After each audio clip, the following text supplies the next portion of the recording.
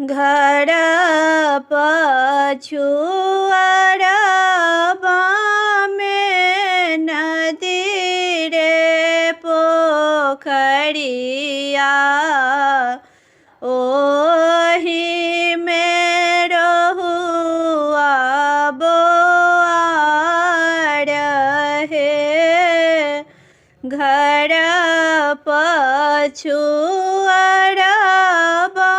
में नदी रे पोखरिया,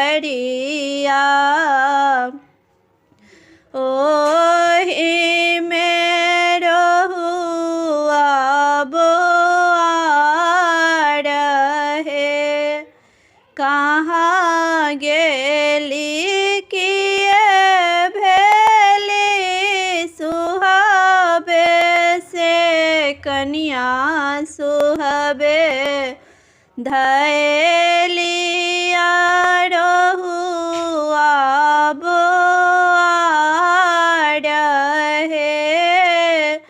कहाँ गेली किए भेली सुहाबे से कन्या सुहाबे, धैलिया रहुआ बोआर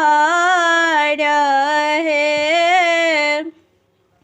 एक छियाई प्रभु पिया के दुलारू,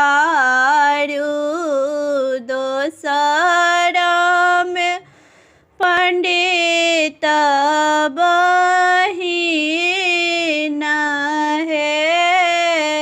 एक हम छियै प्रभु पिया के दुलारू, दोसर में पंडित बहिन हे। तेसर में छियै प्रभु बाबा के